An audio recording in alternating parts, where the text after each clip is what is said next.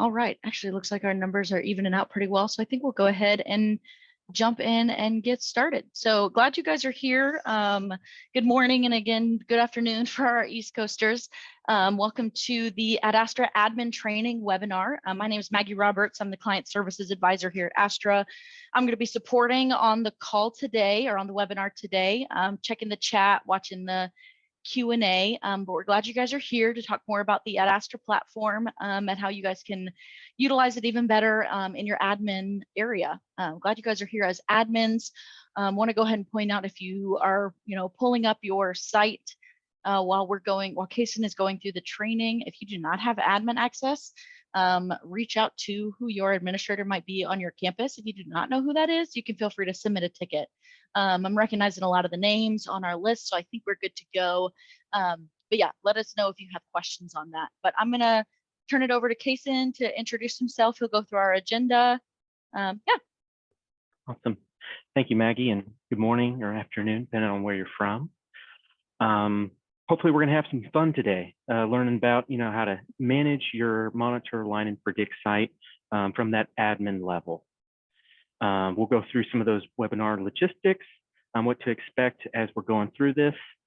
Just kind of call it out. If you do have questions, love for you to put those in the chat so we can address those items as we come up as much as possible. And then after we go through the training, we'll also have some call outs for our next steps, what to look forward to down the road as well. Yep. So a couple things to know about the webinar. Everybody's muted, as I'm sure you can see. So we want you to utilize the Q&A feature as well as the chat. The Q&A is great because we'll be able to put those questions and answers in our support center after we get this recording uploaded. You can also feel free to use the chat. I'll probably be dropping some links in there to our knowledge base, some next step. In our next steps, we're going to talk about future webinars, spoiler alert. So we'll put some links in there for that as well. But we're not going to have a Q&A session at the end. So we want those questions happening throughout. You have a question, go ahead and put it in the chat and I'll or the Q&A, and I'll be happy to interrupt Kason and he'll be happy to answer the question too. So I'll turn it over to you to jump into the product and get us started, Kason. All righty. Awesome. Thank you, Maggie. Yeah, if you don't have questions, this might be cut and dry. So really encourage those to come through and get those addressed. As we're starting with the admin training and getting into an Ad Astra site, I want to walk through this, from start to finish, kind of in the order you would be implementing these projects or applications. So I do want to start first with monitor, and then we'll move on to some other areas. I'm going to jump into these applications as they're relevant on this left-hand side, and also be jumping into the settings to change items as an admin. The first piece that you could adjust with being an admin as it relates to monitor is that you have your courses within here. You're able to track your registration. We're not going to really train over, the monitor itself, but as it relates to items you could adjust as an admin, there are a few different things within monitor. So the first is, we have our courses. If you have multiple campuses, you can see those different call outs right below that course information. Oftentimes we see institutions that like to have a grouping of these campuses compiled together so we can get that holistic view across those different locations. And so with that, we often see institutions like to create a campus grouping where we can compile those different campuses all together into one. And then you can see from that holistic view how those different courses on those campuses are progressing with your enrollment. And it'll also even reference those section bubbles. So if you wanted to have this as an option to where you can have all campuses compiled into one group, and you can track those registrations together, you can jump into settings. And then on the academics tab, it kind of defaults to that view where it's in the general. And you can compile these different course campuses that you want to show those courses all together, grouped under one. And so as you can see in here, this is a built campus group where we have all these different ones combined into this all campuses group that I can pick from in my filter. You know, at first, if you don't have this in here, you will see a plus sign where you can associate a new campus in here and then assign it to a campus group or type that campus group name in. So it doesn't have to be, you know, all campuses fall under one. If you had just, you know, your main campus and online, you want it to be together, you could build those items and put, you know, online and Kirkland. And we just want to make sure that those two share that same information in both those campus groups. And then upon the next ingest, we'll be able to see the online and Kirkland campus group be an option from your drop down in your filter when you pick into campuses. You'll see that all campuses group. So you could filter just by that, so you're not seeing, you know, any specific campuses. You can get it from that holistic view and see all those items together. And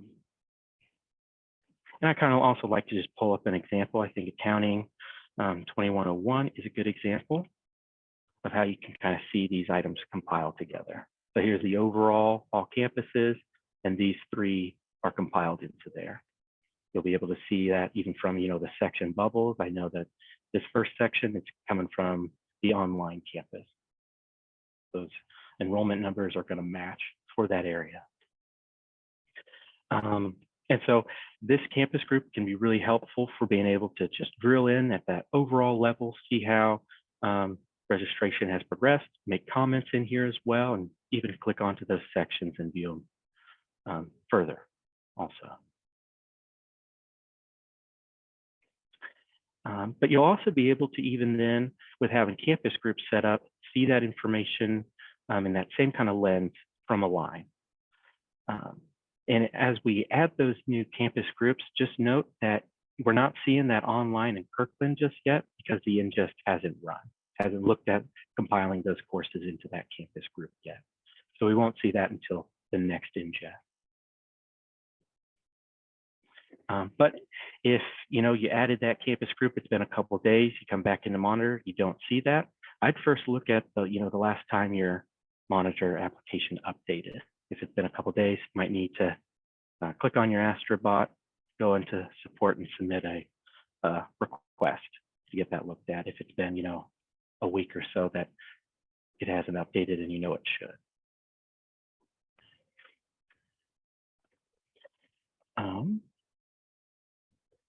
Then as it relates to Monitor, I also want to talk to your modalities. So if you need to make updates to those, once you go below the campus groups, you'll see your modality settings. And here we are able to adjust these even further if items aren't looking appropriate in your site. Generally, we do get your modalities built during implementation, but you're absolutely able to adjust as an admin. And so we have this modality mapping. We're able to specify either a specific source needs to equal something in order to then give it that particular modality. So if you need to specify a different modality, you can hit that plus or adjust one of these existing in your site. And then you'll have these various options for sources that you can start to map your modality to. If you don't know where, you know, some of these values could be in your student information system and don't know how to connect those, we do have a link to the modality configuration report within the report app. So you can click on that and be taken directly there to see some of those items you could connect to each other to make sure you're looking at the right codes for that specific source you're connecting. And, you know, an example I would maybe even do is like, if I'm looking at instructional method, I want to map modalities to that. If I know that H stands for hybrid courses, it should be mapped as that modality. I can jump back onto the Monitor tab, click into that sources, click on instructional method name at that section level. Because sometimes, you know, at the section level and section meeting level, they could be somewhat different. So I want to make sure I'm capturing those at the most appropriate level, as granular as I can be for those. And then I'll just put in for that value, I want to make sure it equals H. And so if there are courses that match that, I want to make sure they're showing up as hybrid on that next ingest. And so again, you're not going to see anything update immediately in Monitor, but you will on that next ingest if there are items applicable to this value that you want to connect. And you'll also be able to see that, within Monitor when you're jumping into a particular course, or if you're even on the Analyze tab, looking at your overall list. So then you can scroll down, view these items, enrollment progression based off that modality. And, if you didn't have some items captured, they're going to be shown up in that NA. We could then go into your reports, look up those and see, why aren't these matching? And then configure modalities further to make sure that we don't have any NAs in here moving forward.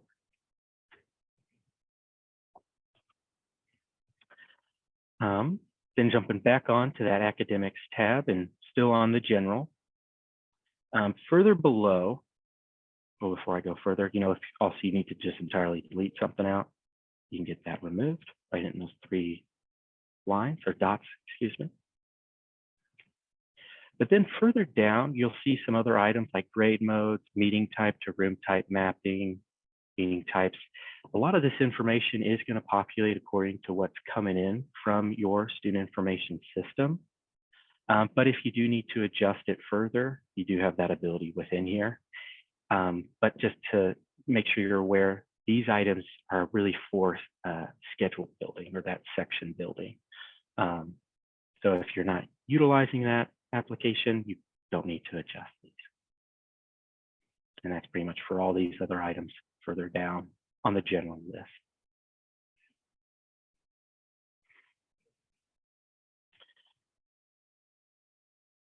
So before we move on to another area on this, I do then want to, if all you have is Monitor with that Astra, want to make sure that you're able to get your users in here appropriately.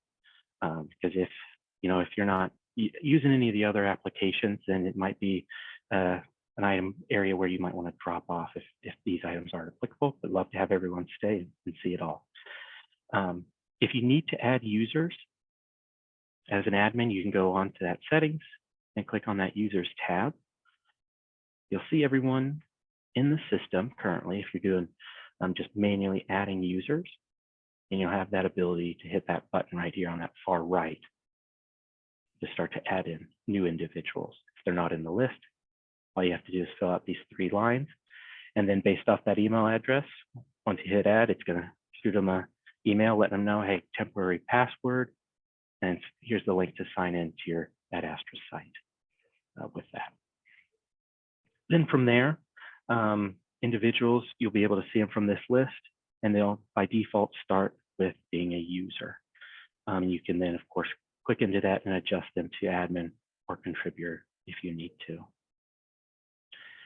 For the most part, though, if admins, I don't see a whole lot of individuals at the institutions getting that type of role. It's more of on that need-by-need basis. I think there can be some instances where we have an admin, managing these specific settings in here, but then we might also have like a pathway admin that needs to go and update those particular pathway sequences and whatnot. So if you do have other individuals that maybe aren't messing with the settings, but the actual pathways themselves, they will need to be an admin to make adjustments and even go into that application. If you have a single sign-on, specifically SAML 2.0, you could configure single sign-on with us. And we do have an article within the Support Center over getting access and configuring this.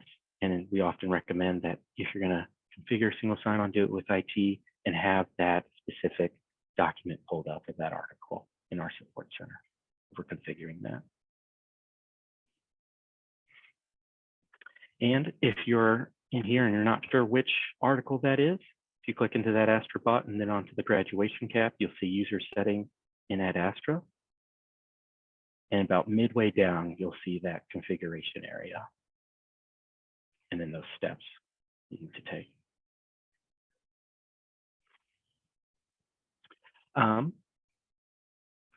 So then after that, we have our users in, but then what if we have, say, a line as well? We do have some items we'll need to adjust for a line to make sure that that's running appropriately for future terms. In implementation, we're going to set up future terms to make sure your historical analysis is running appropriately. But then after implementation, you'll have, or right now, able to adjust and make sure that you're able to see future terms regarding that historical analysis. And I kind of want to just jump in, speak to that historical analysis a little bit before we walk through how to configure it. It's a terrible example. There we go. So in order to be able to see, the last 5 like terms to get that historical analysis in here for a particular term, we'll have to actually go to the settings and then to the term level. This is, however, based on a specific time frame of when you want to make sure that you're configuring the next term for the historical analysis. We often recommend that when you're getting ready to configure your term, going into settings and then terms. If I want to set up my historical analysis for, say, fall 23, I'll find that specific term, click that, and I'll need to specify my baseline term, then my like term 1, and so forth, so like term 4, if you want to go that far back for the historical analysis. And generally, when you'll want to configure that next term is when you're past the census date for that baseline term. So since, for fall 23, we've probably been past that census date for fall 22 for some time, so we've been good to have a line running in there. If we need to configure the historical analysis for, a future term past that, we can absolutely click into it if we're pulling that term into Ad Astra. You may not have active sections in that term yet, if we're looking at a live instance like spring 24, may not have your sections built yet for there. But if you do have that term kind of built out, just this spell, we'll be able to pull that in. And then we can even pull forward this term if you don't have it ready yet for this future spring 24. So in order to get this to start having that historical analysis populate for spring 24, I'm going to first enter in my baseline term. And so my baseline is just going to be that last like spring term. It just wants to know, or gives that warning of, hey, still have some items to complete. Need to have that information at least in order to get historical analysis running for spring 24. And as soon as we have this bare minimum information, we do start to see this align populate. And since it is a grayed in, it is going to be the active analysis term moving forward.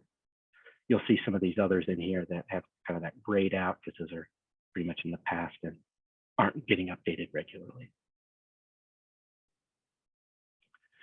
But if you want to make sure you're seeing those last like 5 terms, you have to continue to fill the rest of this out. And I know that some, because of COVID happening, some institutions don't want to have like spring 20 in here.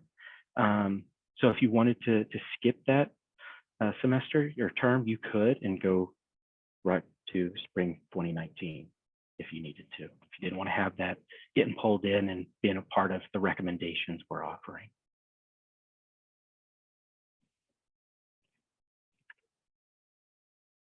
Sometimes it is a little bit weird with clicking in, so sometimes you just gotta make sure it's registering before you finish typing it out. But then if you also wanted to roll forward a term, you know, if you didn't have sections in there yet, you just wanted to maybe bring over spring 23 into spring 24, you'll be able to hit these 3 dots and you'll be able to select roll forward, and it'll ask which term you're wanting to roll forward with. I could specify that last spring term because it should be pretty close.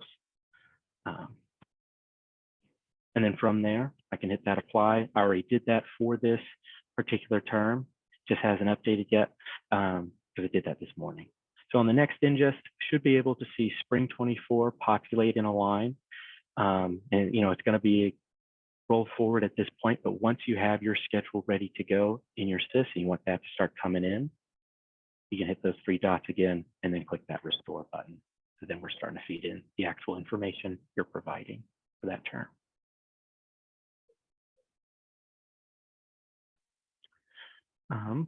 But that is all you need for that historical analysis. And I'll show that example. You know, in the summer, I think this is a great example because we generally don't have predict running for summer because, you know, it's not a normal term or full term like you have for fall or spring. So we really only recommend having the historical analysis running for the summer terms. But within here, with having those items configured, we're looking all the way back for summer 2019 and forward. Then given that historical recommendation, for how many you need. Kason, we did get a question in the chat. You don't need to enter prior term for a historical analysis, just baseline term and like terms. Yep. Correct. Yep. Okay. Sorry. Yep. Yeah. Yeah. You were exactly prior term right. is for prior term is specifically to get to predict to trigger predict, correct? Yep. That prior term, and we'll be getting into that in just a little bit. Yep, that is intentional, but a good catch for sure. Awesome. Beautiful. Thanks. Yeah. So, you know, going back in, we just configured Spring 24 and rolled that forward. So the ingest hasn't taken place. If I tried to pull that up, it's just going to be blank for me. So we'll have that in parentheses, though, that I rolled it forward.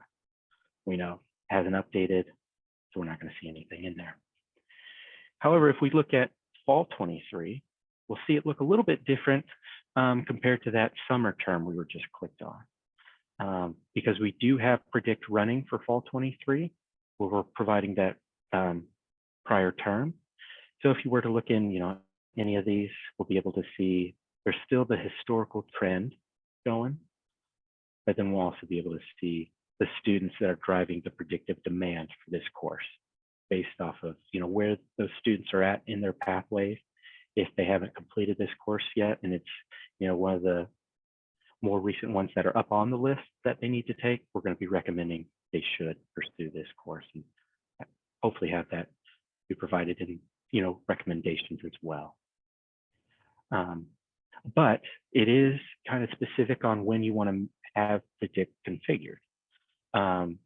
So when you would want to have that turned on for that next term is after the census date of that prior term. So for that, it would be fall 23. So your census date for that semester. After you reach that, then I'd go ahead and put that in, and then it'll start running appropriately. And then after that ingest runs, which the predict analysis is running a little bit different cadence than your historical, your sections are ingesting. You know, sections are on a daily basis, but the predict is on a more of every other day. Yeah. So then right now, you know, we'd have spring 24 ready to roll. I should be able to come back tomorrow, click into a line and see some good data for that semester, and then be able to come back to the terms, restore this once I'm ready to see my institution's schedule in at Astra.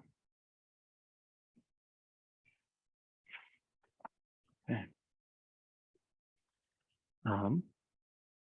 Yeah. Then in addition to predict, making sure that that analysis is running from this term's lens, we'll also be able to click back onto the academics tab. And then we can also jump over to the predict tab, and there's a few other items we can adjust from here as well. We'll want to make sure that we have our default campus specified in here, because if you don't have one of these specified, you're probably not going to be able to be getting into pathways or adding pathways in there unless you have this specified. You'll then be able to see grades that have ingested in, and we're able to specify, if there are some adjustments we need to make towards what's non-applicable, we can identify those to make sure credits are being applied appropriately as students are taking courses in their pathway. So probably won't have too many items to adjust in here, but it is good to review these and make sure it's configured appropriately. The next area would be that ideal credit load. So when we're looking at students from that predictive analysis, we're trying to give them that ideal amount of credits of 15, and then at minimum of 12 for that full-time student. We then also have a not offered courses option where we can enable this, and then within a line, there's a little toggle we'll be able to switch over to if we're not offering courses in this term that we're seeing students have demand for or need.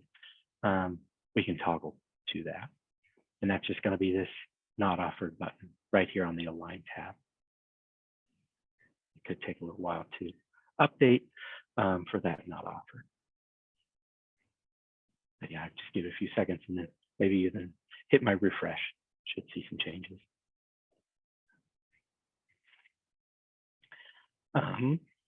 Also, then the next item in terms of the predict tab is going to be this predict weighting. So when we have that predict analysis running along with the historical analysis, the recommendation we're providing is a mix between those two analyses. So with that, we can adjust that weighting if we wanted to say, I only want 40% of the predict analysis to impact my recommendations. This is a bad example because we only have, historically 5, predict is saying 6. We want to give you that middle ground, so it'd be right there in the middle, or I'm not going to say, more than that for that situation. I'll click into Biology 112. It's a good example, I think. Perfect. Okay. So we're still running that historical analysis, but then with predict running as well, we're doing that combination to give you that needed amount, kind of that middle ground. And that's what's reflecting in the needed column.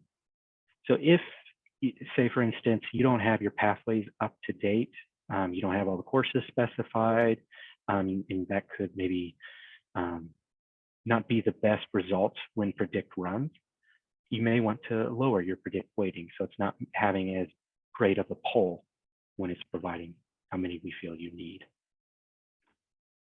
If you don't have hardly any in, I would maybe recommend setting it down to 0. If I just want, I'd rather just default to the historical analysis. I still want to see predict recommendations in there, but I don't want that to be, say, the actual needed amount it's showing me. So you could set it down to 0. On the other end, if you had pathways are perfect at your institution and you want to rely on just the predict analysis to provide, a recommendation, you could set this up to 1. And that's going to take 100% of that predict analysis into consideration for that needed amount. We always start off with that, 0.5 or 50%, half and half. I think we had ours set to 4 just to see those differences. And so you can also play around with this. I'd be mindful, letting others know if you are changing this and you've been live for a while, to let them know that, because as you make that change, it's going to take a couple of days to get in, since predict is running every other day.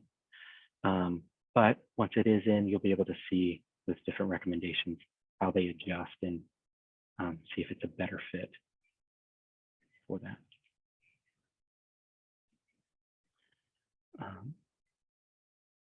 Yeah. Then past the predict weighting, you'll also see some student campus exclusions, and also at their level or site, where we we can make sure students aren't populating in pathways if, they should be driving demand. Maybe, we have some high school students taking some courses and they're getting pulled into the mix. We don't want that to happen. We can figure out a way to exclude them on one of these three options for the most part. But if you have some, particular instances, I always recommend reaching out to your client success consultant if you need some assistance on getting those kind of exclusions in. But as it relates to exclusions, there is also another area where instead of, drilling down to the students for predict reasoning, we can look at your overall courses and put in exclusions if there are particular items we need to not have in Ed Astra. You can jump onto that exclusions tab and you can see, your entire list if there has been some, made in the past. And you can always hit that add exclusion, and you're going to have kind of 3 exclusion types. This is going over, more of the overall courses at your institution, not drilling down, to students or anything like that. But you can pick one of those options, and then you'll have some various fields you can pick from. So if there is, maybe like a test course that you have in your system, you don't want that to populate at Astra, we could find that its subject, maybe it were to be labeled as test. Then we could also add an additional field if it's a particular course number as well under that subject. And then with that being in, we'll be able to hit that save button. And so that will be in the list, but again, got to wait till that section ingest happens next, and then that exclusion will take effect at that point. We'll need to go find that and delete it, but I can easily do that from just hitting that delete button. I could probably even find it in a filter. Perfect. But it doesn't have to be just based off a subject or course number. You could go off of particular section meetings or sections. And as you go further down, you'll see you'll have quite a few additional fields you can pick from, especially when going into section meetings. Like if there are if there's a building I need to exclude or other items, you'll be able to find a field to connect those two and mark that. So if, maybe even that might be a bad example, but online campus, you didn't want that in, create an exclusion for that campus.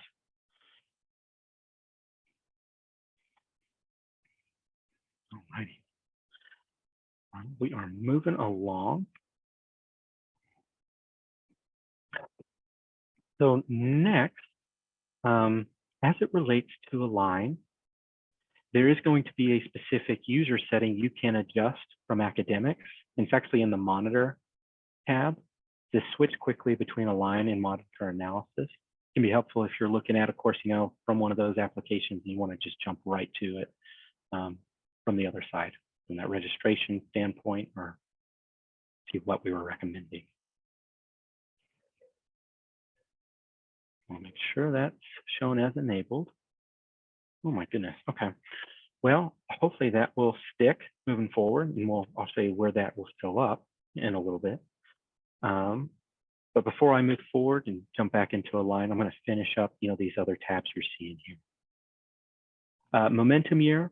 This is going to be specific to those that have purchased Momentum Year through us to identify, your gateway courses, make sure your students are headed off in the right direction for their first year at your institution.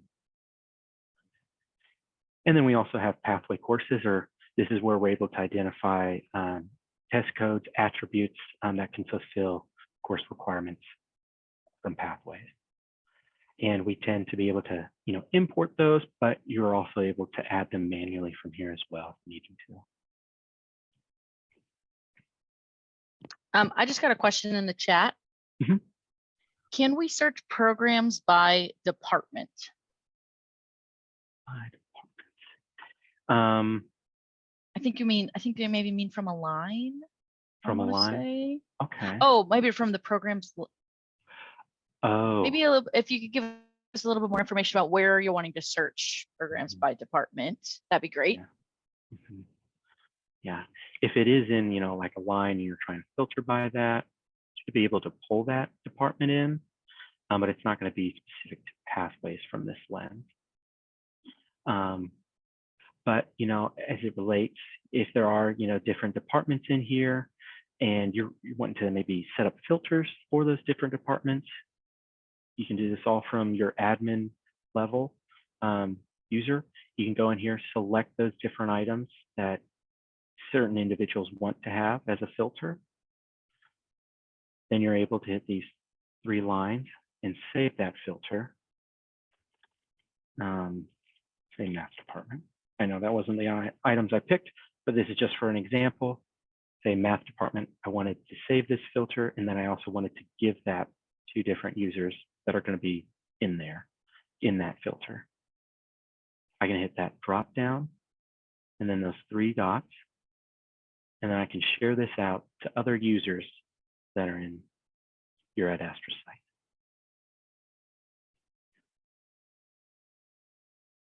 And I can hit Got it. Add Maggie, and then hit share, and then I'll send directly to her. So that Maggie can also use that same filter when viewing items from a line. Got it. So that, yes, she followed up with, I would like to see which course should be running by terms, by program. So I think that's good, being able to filter to those departments. You can see the courses that are running in Align, and you could do the same thing with that filter in Monitor, correct? Mm-hmm. Yep, absolutely. Right. Yeah. And once you've selected those, they come into your view. If you're not using those or wanted to get, that hidden, you just select that again from the more options. Yeah, awesome. Great. Thank you, Kason. Mm-hmm. Thank you. Good stuff. All righty. And for awareness, if you've configured the historical analysis or predict, and you want to see, when did that run yesterday? Once you're in Align, you can hover over that information icon to see the last time your section's updated, and then that predict that separate run when that updated as well. So looking at this, we're into almost end of April into May.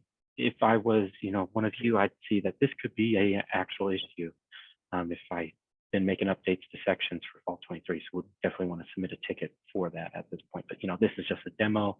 It's not going to be updating items every day. Alrighty. Then going back to settings, covered all these areas up here. Let's see if, okay, my switch quickly between Align and Monitor, that is sticking. So when I click into a course, if there's an item where I see, okay, we're offering one section, 35 seats. I want to see how are we currently for that course in terms of registration.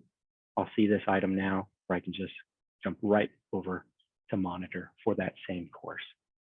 See that information. It's like, okay, well, no one's enrolled yet, so I'm probably not going to add a section to that course, but I can jump back and forth if needing to review those items as you progress. All righty. So we've covered everything from academics. Now we're going to touch on some of these other areas if we haven't yet, if they're relevant at this point.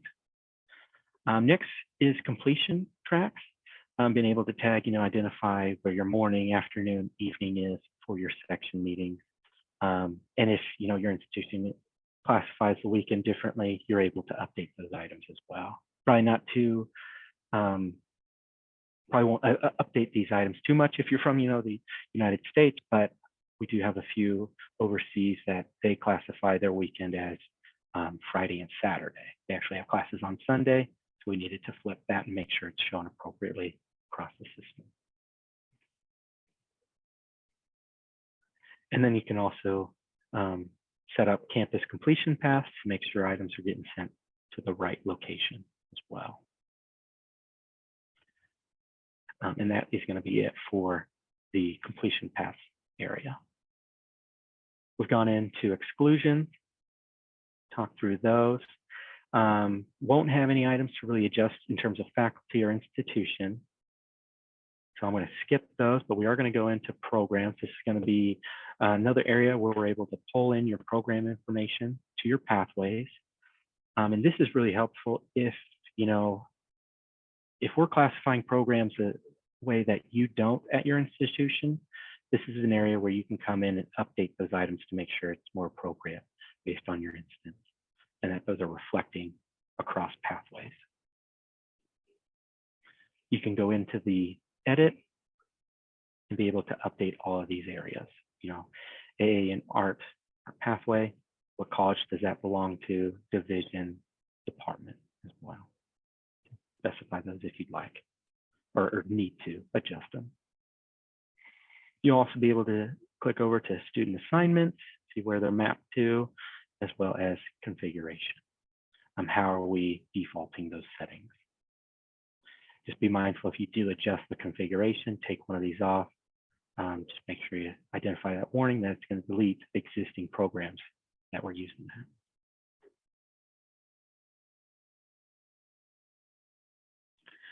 But if there's specific items you need to update towards the pathway in terms of its sequencing, courses that are in there, maybe you need to identify other credentials for students that need to be mapped to pathways, you can do that all within the pathways application.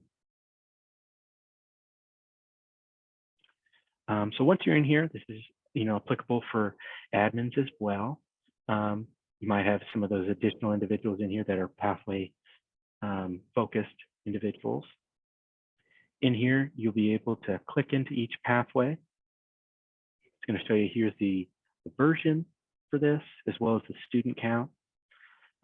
If you need to add additional versions for this course, some of those classes are changing, you can come in here and edit pathway info and also be able to add additional versions on here.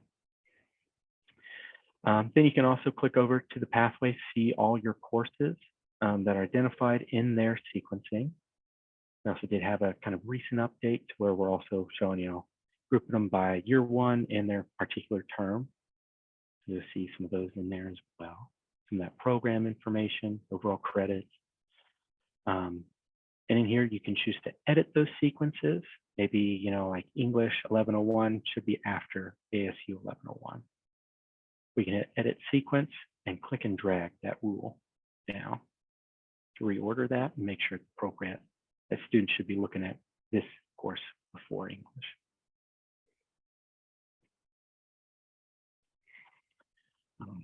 If there were, say, maybe a different course we wanted to specify for this pathway to be in our sequence one, we can hit those three dots, go to the edit rule, and we could take that class off of the selected and then find the one that's supposed to be appropriate. We could look that up from the selected courses. I go by subject so I can see everything populate, but you'll probably want to even narrow it down further. Maybe there's two different options. They could take 1101 or 1101H. For example, I'm going to do 1101. Then you can enter those items and save that. And it'll update, provide some predict demand after that ingest runs.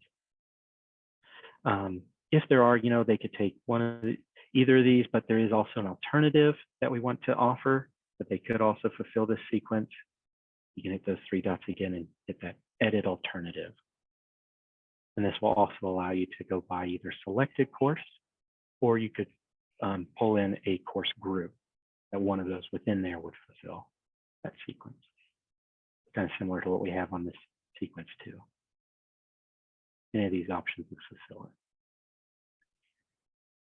Then of course, if you need to add additional rules, hit that add rule. It'll first ask you to specify those credit hours, then how you want to build this rule out. Just for example, I'm going to add that rule in, and you'll see as I add it, it's going to populate in this unassigned location. So I could then edit the sequences to reorder that to place it into the right area I needed to. And we'll take that out of that area and say maybe I need this in year 2, term 1. I can then update that and then see that unassigned go away from my view. So just be mindful of that. It will look a little bit different. You can also delete any rules you have.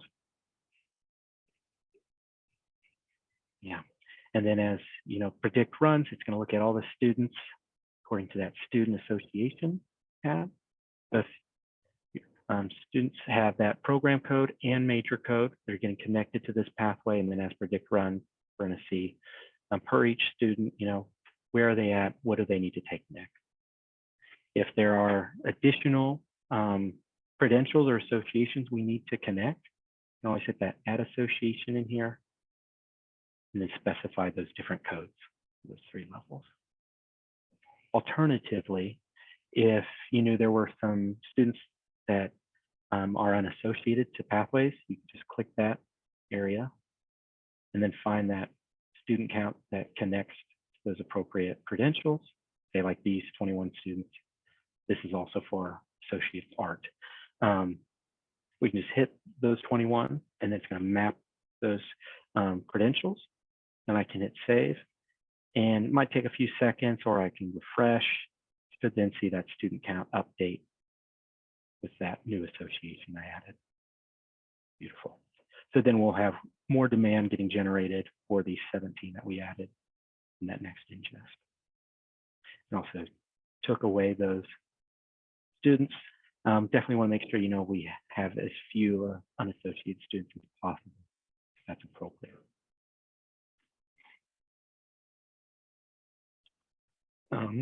You can also clone pathway versions. If you know there's everything looking good on here, we just have a few iterations, and it's taking effect in fall 23. You can hit clone pathway version, either give it a new name or use the current one, and then specify its effective start date.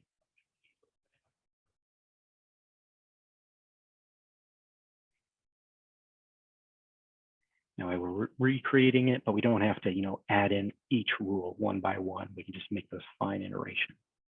And we can also tag these as well: general education, major requirement, or elective. Yeah. See those different areas, and we'll also see those different versions here as well. Some other updates you might have are going to be, you know, if you have courses you need to add to course groups. Best item to do for that is, you know, you're on Pathways, click over to the Course Groups tab. Be able to see everything, you know, in terms of those course groups. And if you need to make an update to, say, American History, add additional one in there, hit that edit, and add that next history class. Say 3406 should also be included. I can add that into this course group. And so since I did it at this overall course group, it's then going to take effect into all the pathways it's also connected to. So I can hit that show pathways to see what did I just include that with. So bachelor's history BA. I can click over to there, drill right into that pathway, then find that sequence that is the American history. And now I can see there's 3406 that I just add to that overall course group. It's now flown into here as well. So this can be handy. You can also clone course groups as well, or duplicate, I should say, excuse me. And also, of course, delete. Add new. That's kind of a quick run through of those admin type level permissions you have as it relates to pathways and those adjustments.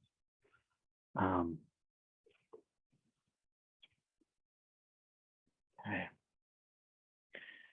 Yeah, and then outside of that, you'll also have the enrollment application, kind of a supplement to Pathways, so you can look up students, see where they're at in their history, you know, in addition to looking up specific students that are generating demand per each course. That's the momentum year information. You won't have that, you know, unless you purchased it, but you will have the analysis students. And it does take a little while to load with, you know, all that student information. But once that bar has finished all the way to 100%, admins will be able to make some a slight adjustment in here as well. With the predict analysis running, we're also able to, we're looking at your current students, but we're also able to look at simulated students to help with that demand. So in here, you're going to see a couple different items for your students: your current, new, transfer, returning, and departing. If those numbers aren't looking appropriate, need to maybe be reduced or increased, as an admin, you'll be able to see that edit simulated students, and then you can click in there to adjust it. You can either change it at the overall all campuses level, and so if you were to adjust items here, next ingest, it'll then redisperse that appropriately across your campuses. You could, however, decide to go into each campus themselves and make updates those instead. We have a question on how does it determine transfer students? Yep. So looking at your courses, it's seeing, based off those historical trends, I believe it's then being able to see, okay, which of these students weren't here from the last term and that have transferred in with some credits. Great, thanks. But other than that, not too many adjustments an admin could make in terms of the enrollment application. Really that edit simulated students and being able to click to those different tabs at the top. Because even if you were to click into an individual, you'll be able to see their pathway completion, but not adjust items from this lens.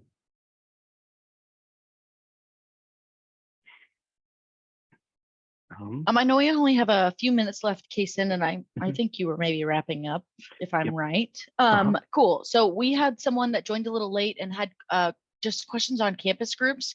Can you just walk through again, she just asked if we had walked through that already. Can you just show us again where to build those campus groups and when they apply? Absolutely.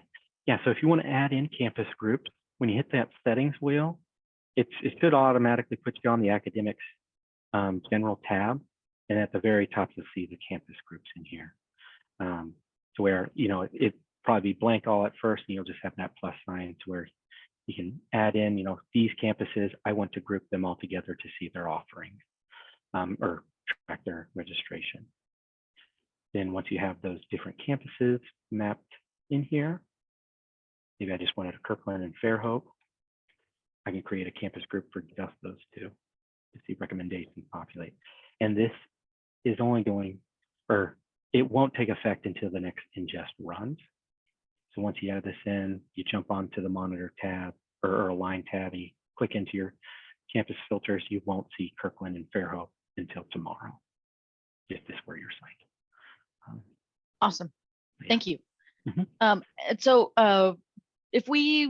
I know we got some questions in the chat. If we didn't answer your questions directly or give you the right information that you're looking for, of course, feel free to submit a support ticket. That might even be on our next steps page, which I think we're getting to. I didn't mean to cut you off, Kason. No worries. No, you're totally fine. Yeah, and I can, last item I wanted to speak to, important dates. In here, you'll see this last analysis update, and that's going to be specific to predict, okay? And then as you add, other items like that roll forward to terms, if you do that, you'll be able to see those populate in the upcoming dates. But other than that, yeah, I'll switch back over to you, Maggie, and we'll talk through the next items. Awesome. Thank you. Again, sorry I cut you off. Those next dates those dates are important too. Okay, so next steps that we have coming up. So we have I'm sure you're like, why didn't he touch on reports? Because we wanted to tease you that we're going to be going through reports in June. So our June webinar is on Ad Astra's top reports. So this is just going to be in the Ad Astra platform. So the ones that are associated with Monoline to Predict, we will have a couple of our consultants going through those top reports. They will cover different things, different parts of the report application. Talk about when you're using Monoline and Predict, how you can then enhance that using the reports that we have in there. So that's on June 28th. Highly recommend that you register for that. I'm going to try to double task here and copy that link and drop that into the chat. So there's a page here for you to see that. Let me go to everyone. There we go. So there's a link for that. And then we also have a customer town hall coming up. This is going to be one of the first ones of these that we've ever had. Our awesome marketing team is implementing it. It's going to be a great place for you to find out, where we are as a company, where we're going with our product information, with our products, what we're focusing on, where we're moving towards. So it's going to be great. If you've ever, attended like Aspire remotely, expect that kind of information. But we also have a what to expect in on the town hall registration page as well. So I'm going to drop that in the chat too. So feel free to click on those links, register for those. Highly recommend.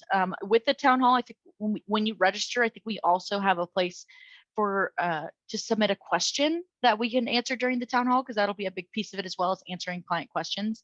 So highly recommend doing both of those things. Last couple of things, if you don't have any of the products that we walked through today, let's say you have Align and Monitor but don't have Predict, or you don't have Momentum Year and you're interested in that, feel free to reach out to your client success consultant. They'd be happy to talk to you through those and adding those, and just know what that looks like and how they bring value to the institutions that have those. And then lastly, I've been dropping Support Center links like it's my job, so feel free to jump into those. And also, if you have additional questions, submit support tickets. We'd be happy to talk through anything that we covered today in the training through those support tickets and any additional meetings you might need.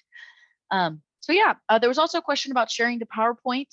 We're going to be sharing the webinar itself will be uploaded to our website as well as to the support center, and we'll make sure that you guys have access to that. Our marketing team will send a follow-up email to you with that information. So you'll have that information shared with you. With that said, Kason, anything else to add? I would just like to say thank you all for joining us today, and I appreciate your time. Hope this was helpful for you, and hope you have a great rest of your Thursday. Yeah, thanks guys. Thanks for joining us, and let us know if you need anything else. And we hope to see you at the town hall in May and at our upcoming Top Reports webinar in June. Thanks everybody. Have a great day. Thank you.